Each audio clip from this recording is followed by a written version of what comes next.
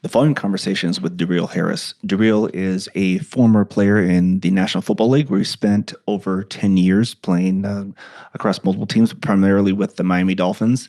And so during our conversation together, we spend a good portion of the intro is talking about his athletic career and just that transition out of professional athletics into what he's doing now, which is leading the team at Daryl Harris Beef in Louisiana. And what started off as a cow calf operation has now evolved into a grass-fed rotational grazing operation, supplying grass-fed products to the residents there in Louisiana. And so we get into his community, the work they're doing, the process. I mean, just how he's learned what he's had to learn to be successful in this area, in the space of grass-fed ranching. So I'm Don Davidson. This is the Regenerative Agriculture Club podcast, and please enjoy the time ahead with Daryl Harris. Hey everyone, welcome back to the podcast. Today we are hanging out with Daryl Harris. Daryl is a former professional athlete, now a cattle rancher, and it seems like that's what everybody does, right? They become a professional athlete and then they become a cattle rancher, right, Daryl? Hey, well, for football, hey, it's a natural transition. You made a living playing on grass, and now you're growing grass. Makes sense. Well, hey, it's an absolute pleasure. I've been a fan and follower of your work now for some time now, since I was first introduced to what you're doing. But I thought we just kind of really get started at the beginning, even before your athletics career. Can you tell us, where did you grow up? Well, I grew up in a little small town called Port Arthur, Texas, and we're famous for the hurricanes coming here every 2 or 3 years. But growing up there was a little small. I say small back then; it was like 35,000. Some people consider that large, but it's a small town in Texas. And my grandfather uh, had some livestock. He had some chickens and he had some pigs. And that's how I first started, learning about animals and stuff, and just kind of was hooked to it from a kid early on. And growing up in Texas, it was westerns and things like that. So you was always hearing about the West and seeing the ranches. So I'm one of those guys who's always been a true Texan at heart and always wanted to be involved with a ranch. I just didn't know what aspect of it I would end up in, but I've always wanted to be around a ranch. No, that's great. So certainly you were right in the thick of things with doing chores and everything that goes into the practice of raising livestock. So, and then at what point did athletics become a major part of your life? Well, probably since infancy. I have a photo when I was probably about 3 years old. My father had a football in my hand. I grew up the son of a football coach, and my mother taught elementary school. And so football was the main thing growing, especially in Texas. Football is everything. They shut down the towns on Friday nights. They've done several movies about the sport in Texas. So growing up, uh, dad being a coach, it was always football, football, and that was my first love. And to have your father as a coach, it was a blessing and a curse because you had to do more just to seem like it was being a level field, and he had to be hard on me to make sure it didn't look like it was easier on me. But it just made me, I think, a better athlete, understand it better, and it worked out. I mean, I've always wanted to go to the next level. So I was able to get several scholarship offers out of high school. And from there, I went to New Mexico State University and wanted to go to the next level from there. And I got an opportunity to do that after a successful career in Las Cruces. I got drafted in the third round by the Dolphins. And from there, had a 10-year career, played the Super Bowl. I mean, just a fantastic story. I mean, that alone would be, I guess, satisfaction in any other life to have one goal to achieve, especially a goal that's so hard because, one out of something like 10,000 get to make it to the NFL. So I had a chance for my first childhood dream to come true. And after that, here come ranching was another thing of mine I always wanted to do after football.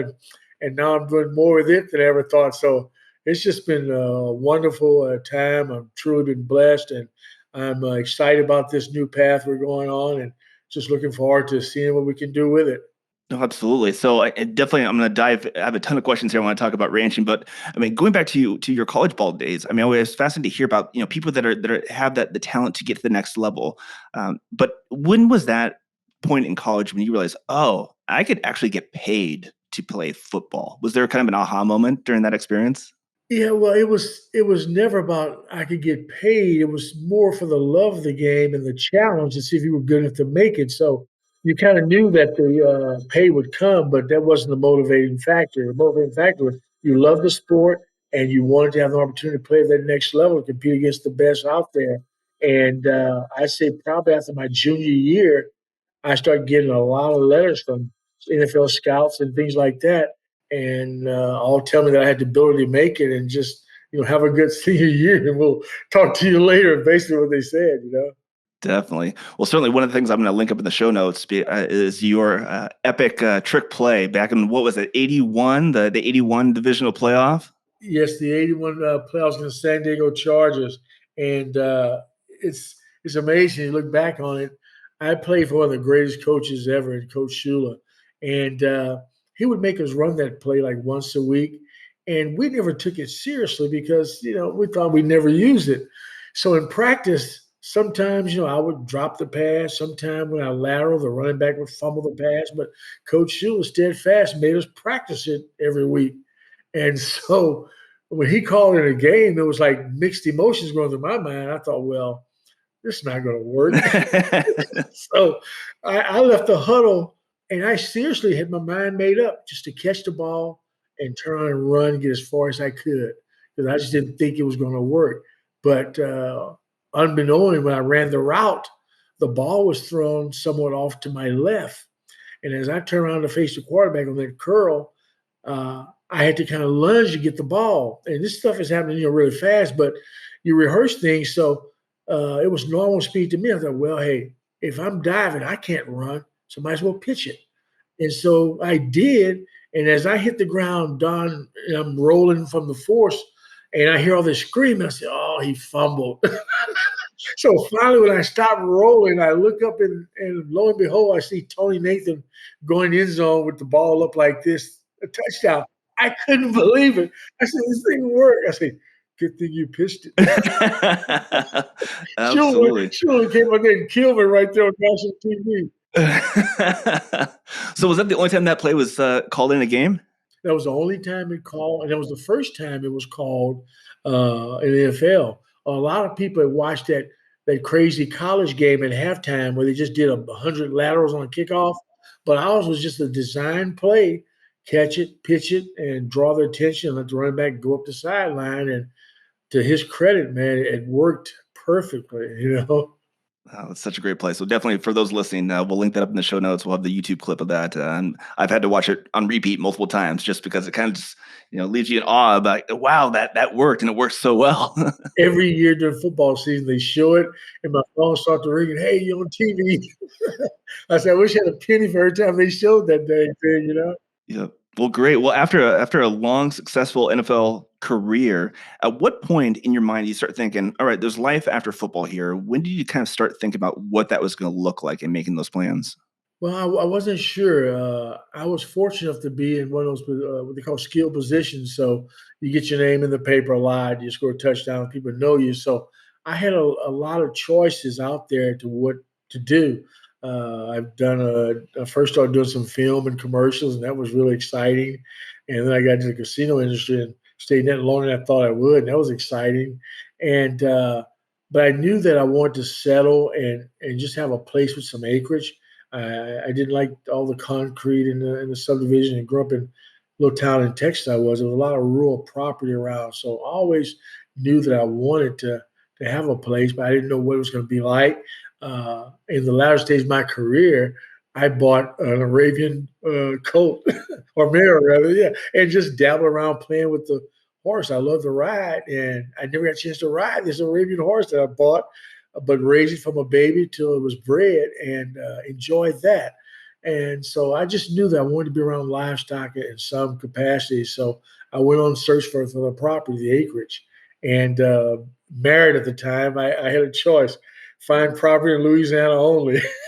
So that's your wife from Louisiana? Yeah, she's from a little town called Washington, and I'm from Texas. I wanted to be in the Texas Hill Country around Brenham, but she wasn't going for that. So, okay, I gave in. She won as usual, and got the property in Louisiana in 2012.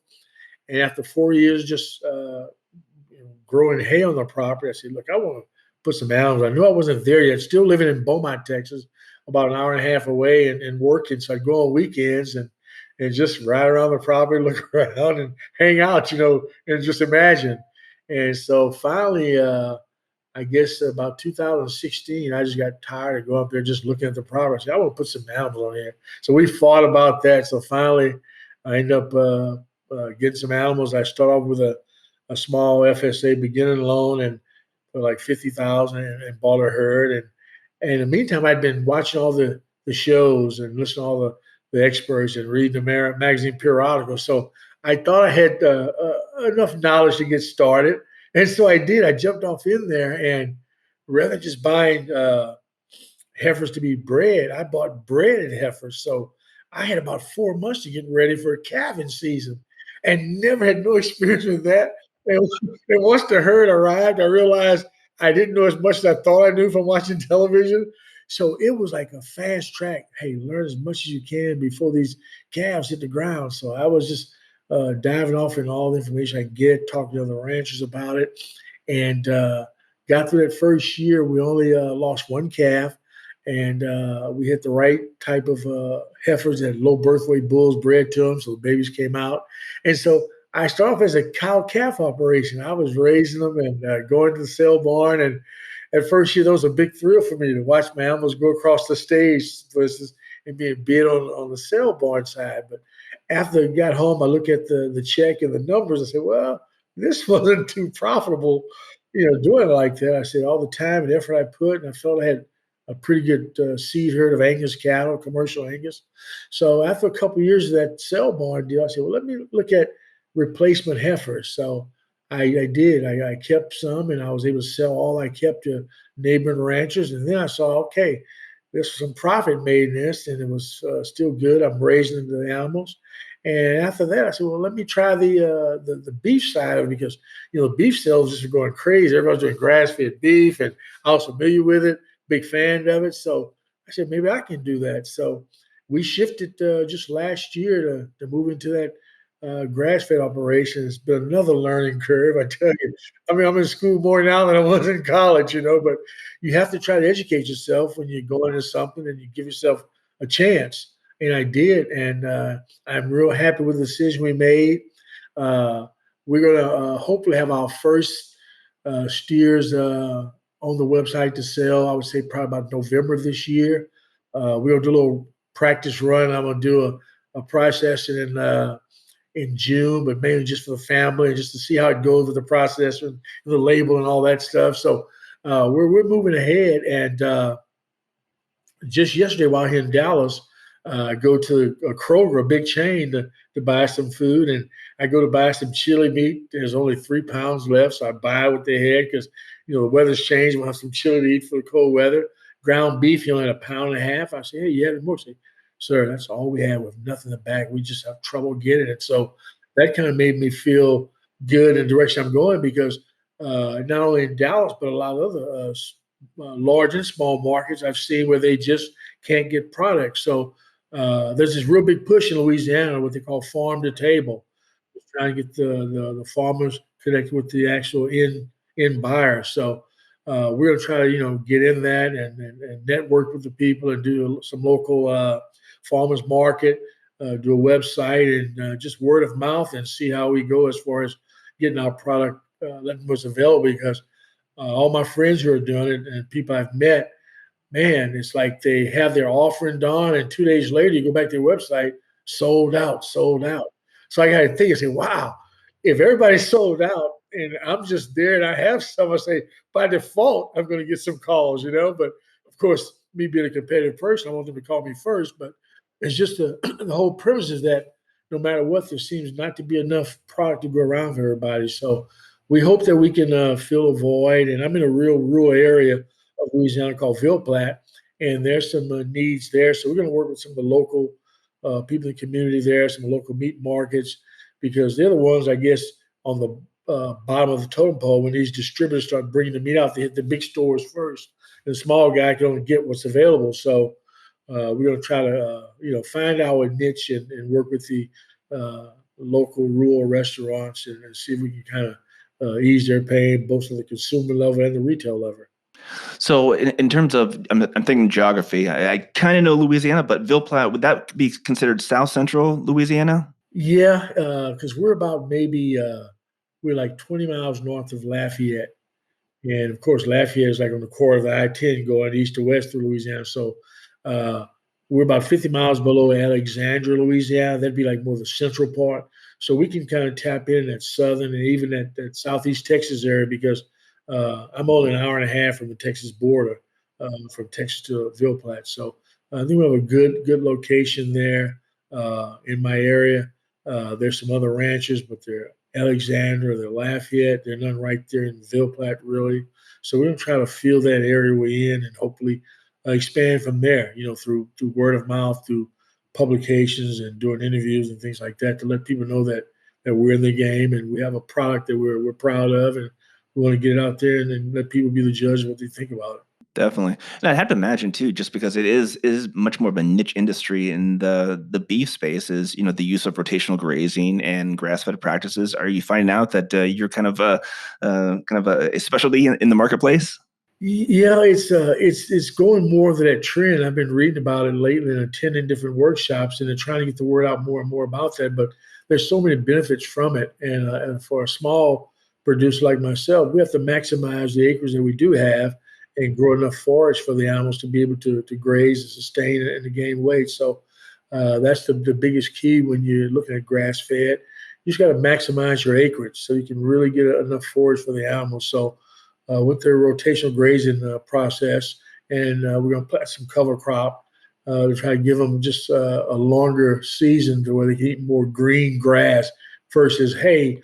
And we hope to cut our hay consumption down. I know this year we ordered something like 30 bales less, big bales of hay, simply because we planted a ryegrass field. We overseeded one of our pastures with ryegrass and another smaller pasture. And man, the ryegrass came out great. So I looked out in that area because a lot of times the guys say they do it and it doesn't come out. But I timed it right with the weather and the rain and did all the things they said do. And we had a real successful ryegrass crop to come up. And I turned the calves out on it and the mamas out on it about maybe 2 weeks ago. And man, when I opened that gate, Don was like, here goes the Olympics. They just threw it off in there. Going after the good stuff, right? Yeah, and they enjoyed it. And I'm so naive. My cattle, I guess I spend so much time with them. I call them and they come to me. They'll follow me. I don't need any help from dogs or people to move them around. I call them and they follow me. I tell friends of mine, if I start walking down I-10 going to Texas, they'll follow me back to Texas. But when that ryegrass came in, it was time to get them out. I walked toward the gate and I called them. And they came about halfway to getting off the gate. They realized that I was going to take them out. They said, hey, we love you, but we're not leaving. So I had to call a buddy of mine. He came over, he helped me. We got behind him and pushed him out. But once they get used to the idea that they're only going to be there for so many hours, it'll go a lot smoother. And then I've got a much bigger ryegrass field that I'm going to be putting them in next week. There they can stay a couple of days because you just want to limit the amount of grazing time they get so they don't eat down too low. And we try to rest it for at least 14, 21 days and let it come back again and just maximize the use out of it because, man, those animals, if you leave them there, they'll eat it till it's all gone. There's no more left. So you got to kind of manage them and know how much they can take. And when you start seeing them, you're ready to sit down, hey, it's time to get out and lock the gates and save for another time. So with the rotational grazing practice, we plan to rotate our cows on a weekly basis. And we want to give the ground at least 21 days rest before we bring them back there. And they said anywhere between 14 and 21, it's enough time for the grass to come back. And then the other big benefit, Don, I found out about it, didn't know, is that it helps with the fly control. Because, man, I've been spending money getting the treatment for fly control. And say, hey, rotational grazing is great for that because you're moving the animals before the actual flies can come to life and, get out there and start attacking the animals. So by doing that, you eliminate that fly control and the animals not spend all day wagging their tails, beating flies off. So we're trying to do everything we can to keep that stress down because the more I learn about this, it's just so much involved with it. And for pregnancy, we've been great. We've been running about a 90 to 94% pregnancy rate with our bull and breeding.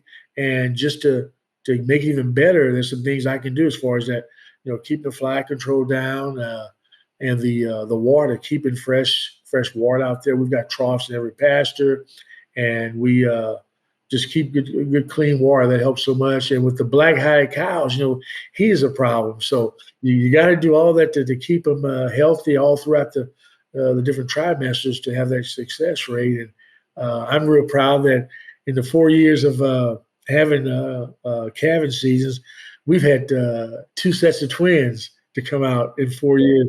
And I talk to some people that say they never get them. So we've had two sets in 4 years.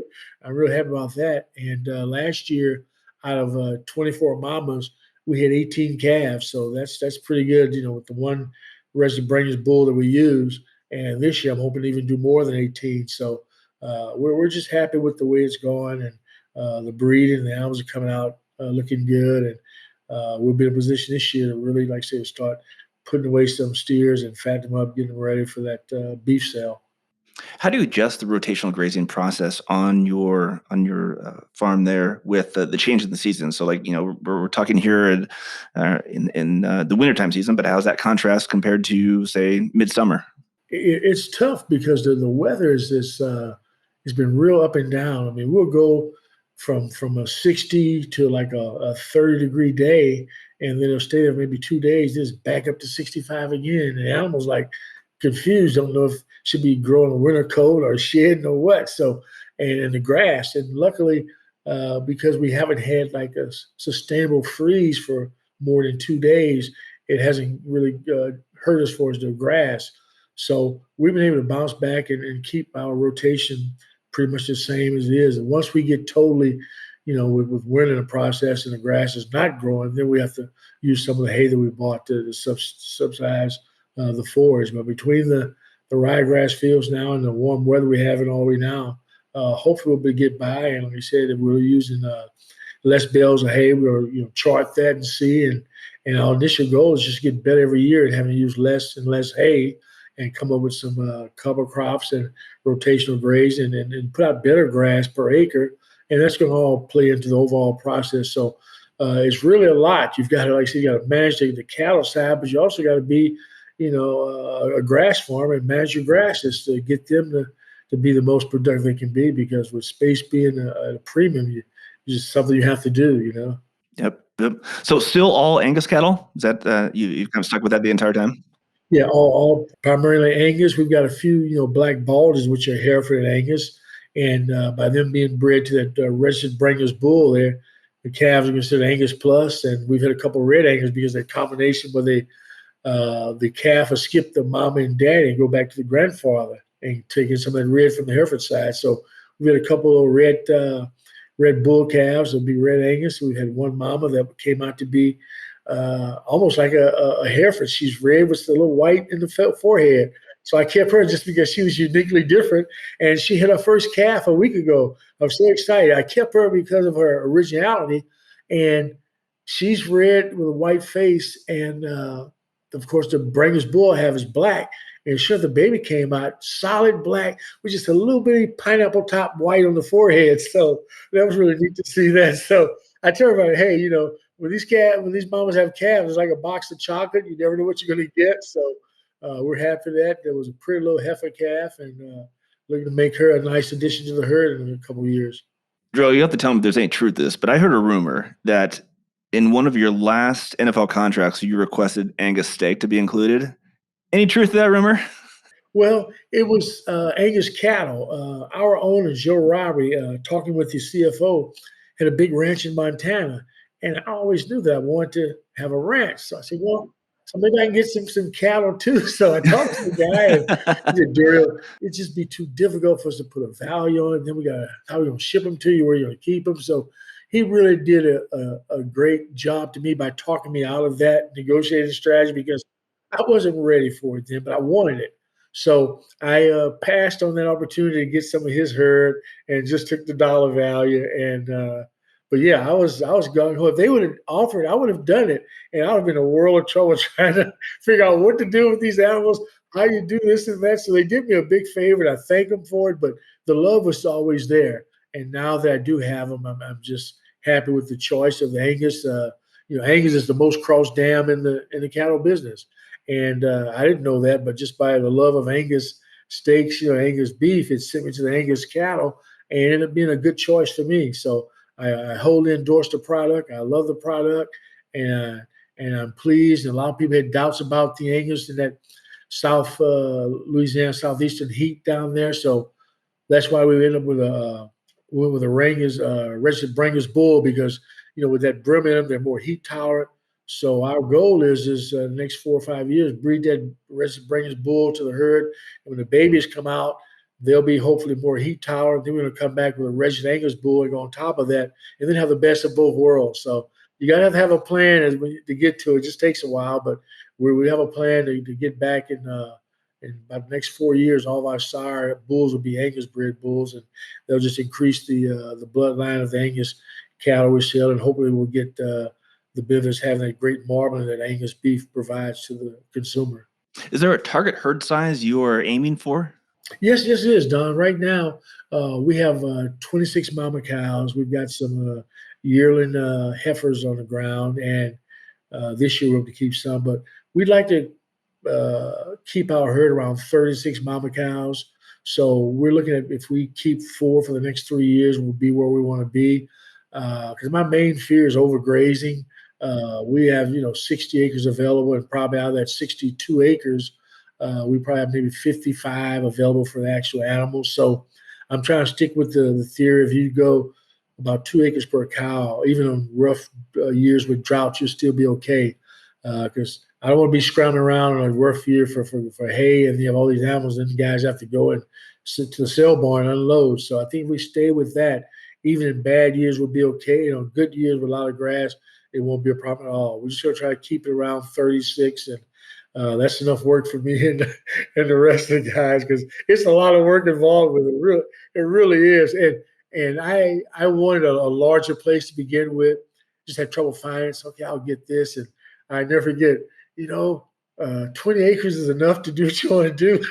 and it would have been enough starting out, but now that I'm in the actual beef sales side, I'm glad we ended up with the size ranch we have because we can still do a small beef business and not just get too big and unmanageable. So I think by staying small like this, it's going to put us in a unique situation where we can get a good premium product we can keep control of and make sure we have the consistency. And I think the demand going to be larger than what we can supply. So I'm not even worried about selling the product or getting sold out. Just worried about who we can get to and how can we fairly set aside some for a lot of areas that don't normally get the beef. So we'll come with a decision when that time comes. Right now, and the way it's going with the economy and across the United States, I think selling the beef is going to be the least of our problems.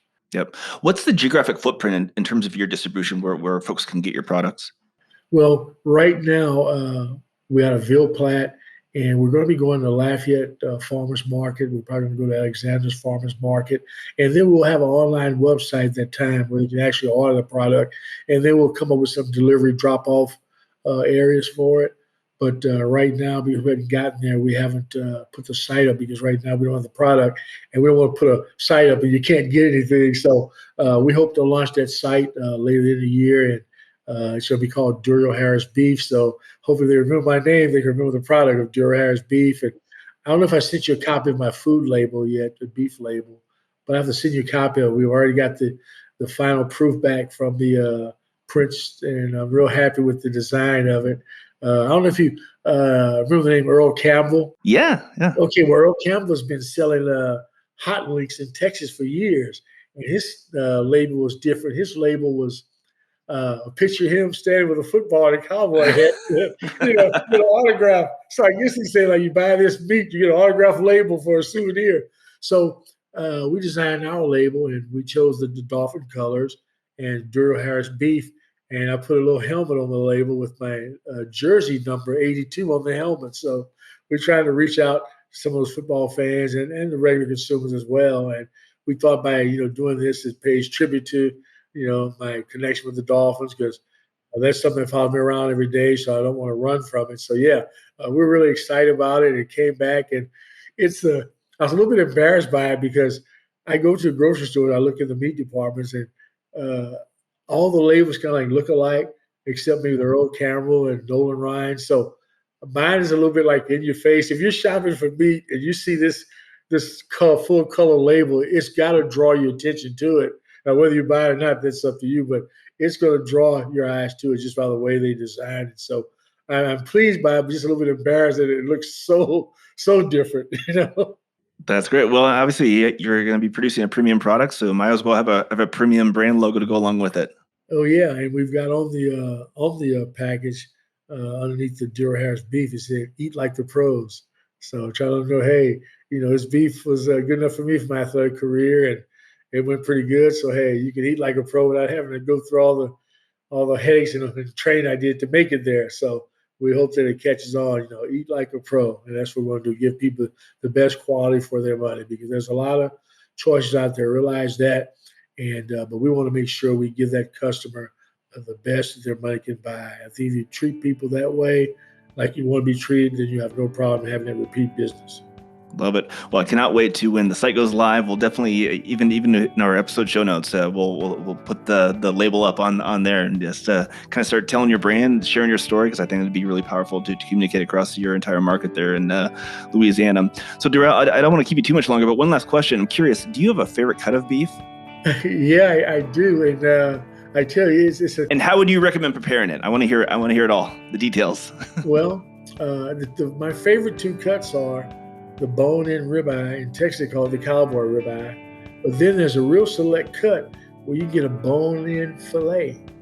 That is the premium of the premium, because the ribeye is great for the marbling and the taste, but the fillet for its tenderness. I mean, fork tender, and you get that bone with it that just puts the flavor in the meat. So those are the two cuts I prefer. And then as far as cooking them, I'm more or less the medium guy.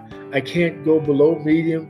I know a lot of people like the medium rare. That's great, but not just give me just a medium and I'm fine. And maybe one day I'll grow into something less than that. But right now, hey, I've come a long ways, Don. As a kid, I was well done. I realized that was like shoe leather. And then I went to a medium well. And then about 3 years ago, I dropped down to medium. So I think now I'm at my comfort zone. I see the benefits of it and the flavor, the taste. So yeah, give me a bone-in fillet and you've got my attention. I'm going to have to seek that out someday in the very near future. So appreciate that. So, all right, everyone, he's Darrell Harris Beef, coming soon online and in many other places. Darrell, it's been an absolute pleasure, sir. Hey, thank you so much. I enjoyed it. And I'll make sure I'll get you a copy of that label, and we'll keep you in touch with the progress down here in Louisiana. Sounds great. All right. Thank you, Don.